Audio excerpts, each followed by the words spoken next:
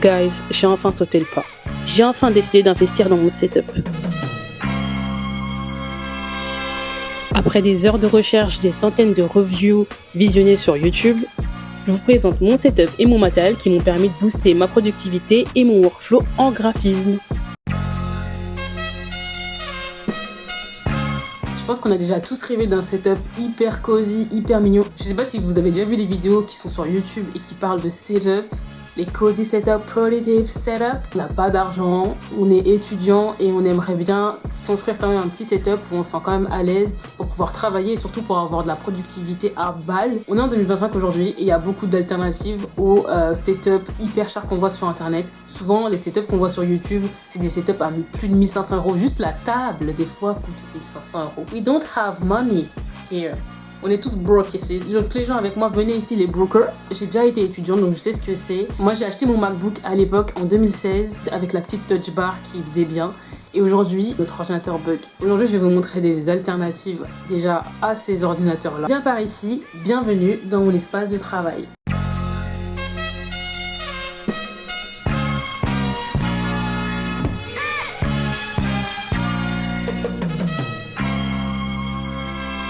Donc moi, ça fait à peu près 4 ans que je suis sortie d'études et j'ai eu un setup qui a évolué de jour en jour, d'année en année. Déjà, premièrement, j'ai commencé avec un MacBook Pro 2018. Ce MacBook Pro 2018, c'était l'innovation de l'époque. Il y avait la touch bar, enfin il était super rapide. Il a été conçu par Apple pour les graphistes. On va mettre des big guillemets hein, parce que ce truc-là, pour vous dire, le mien a duré 2 ans et au bout de 2 ans, la touch bar s'est cassée. Pas la touch bar, pardon, la réglette au-dessus de la touch bar, voilà. Je suis pas là pour jeter la pierre à Apple. C'est vrai que c'est cassé, il s'est cassé en fait. Au bout de 3 à 4 ans, j'ai commencé à rencontrer des petits bugs. Je pouvais pas forcément ouvrir 50 applications en même temps. Le montage c'était compliqué. Et ouvrir Photoshop, c'était compliqué. Ouvrir 2 applications, c'était compliqué. C'était super compliqué pour moi de pouvoir travailler, d'être productive avec cet ordinateur-là, puisqu'il était la plupart du temps en train de bugger. Et c'est pour ces raisons-là que mon espace de travail a beaucoup évolué, que je suis passée d'un Mac aujourd'hui à un écran fixe, du coup. Aujourd'hui, j'utilise mon Mac comme si c'était une unité centrale, donc je le laisse poser, il est en marche, mais il reste fermé, et l'ordinateur fait tout le reste. Enfin, l'écran, du coup, affiche ce que l'ordinateur fait. Ouais, vous avez compris.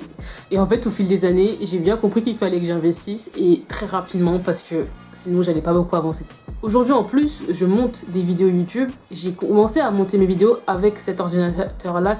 Ça a été super compliqué de monter, d'où le flux de vidéos qui sortent sur la chaîne. Aujourd'hui, j'ai vraiment augmenté la productivité et l'efficacité de mon setup grâce à certains ajouts, que ce soit une nouvelle souris, un nouveau clavier. Moi, je suis plus fan des claviers Apple, du coup, je suis restée sur un clavier Apple. Il y en a qui aiment bien les claviers qui claquent là pour rien. Not for me. Je suis partie aussi m'acheter du coup des stockages parce que le stockage c'est très important. Les stockers c'est la vie. J'ai une LaCie de 4 Tera et j'ai une SSD de 2 ou 1 Tera il me semble, quelque chose comme ça. Et je travaille avec, ça me permet de pouvoir garder mes vidéos que j'ai envie de stocker. Ça me permet de garder plein de rushs en attente, qui sont encore en attente. D'ailleurs j'ai 6 mois de rush, donc il y a besoin de place, tu vois, genre. Donc il y a tout ça, il y a aussi le fait que j'ai investi aussi dans un écran. L'écran que vous voyez ici m'a coûté pas moins de 235 €. Il fait de la 4K, il a une belle résolution d'image, il est bien contrasté, la lumière ressort quand même assez bien. Il est étalonnable. Il est étalonnable. Est-ce que le tien est étalonnable hein? Pendant un long moment, j'ai cherché des écrans pour pouvoir matcher avec l'écran du MacBook Pro 2018. Et ça a été super compliqué. C'est le seul à mon budget, parce que j'avais un budget serré, cet écran-là qui a fait l'affaire. Je vous fais un peu le listing des choses qui le rendent incroyable selon moi. Je vous disais au début de la vidéo que j'avais investi dans un nouvel appareil. Je pense que vous avez vu sur la vidéo depuis tout à l'heure, je fais que de le mettre en son teco parce que tu vois, j'ai envie de faire un unboxing avec vous. Parce que du coup, c'est vraiment un accomplissement, je trouve, d'acheter un ordinateur toute seule. Parce que le premier ordinateur dont je vous ai parlé au début, c'est un achat avec ma mère. Donc c'est ma mère qui me l'a payé. Après moi, je l'ai payé derrière, mais c'est not me qui l'a payé directement, tu vois. C'est un achat en complicité. L'objet que je vais vous montrer, c'est un objet que j'ai acheté par mes propres moyens, avec le travail, avec la sueur de mon front, la sueur de mon dos.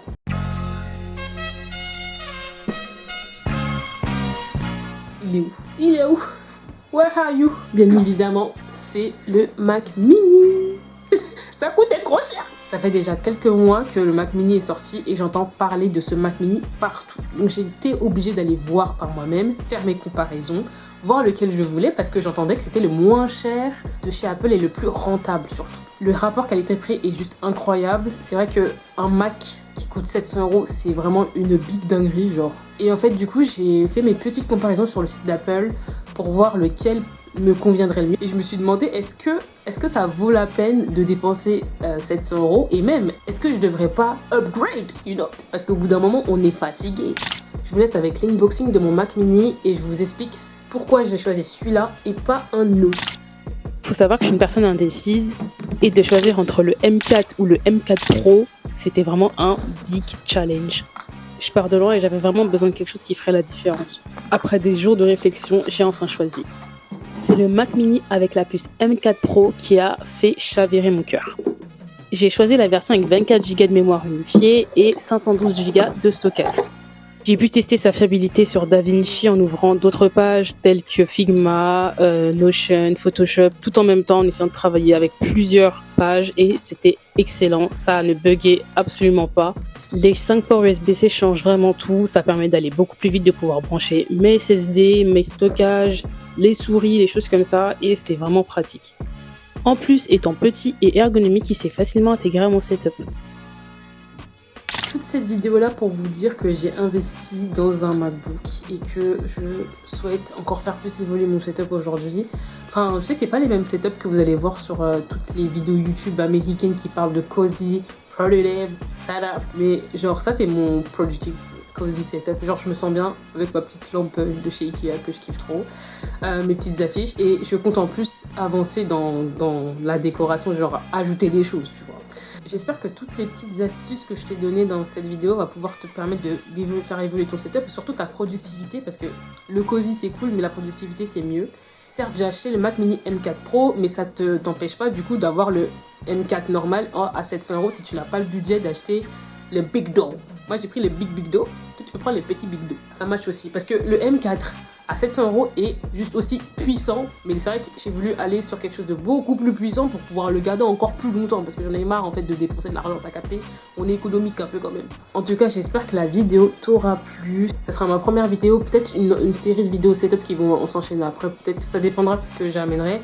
J'aimerais bien faire peut-être une vidéo qui parle du matos que j'utilise pour filmer, de mon setup aussi, mes setup caméra, ça peut être intéressant. En tout cas je t'invite à liker, partager et commenter cette vidéo pour amener plus de gens à connaître le cheat code. Comme ça, on sera plusieurs et on sera plus contents. Voilà. Bye bye.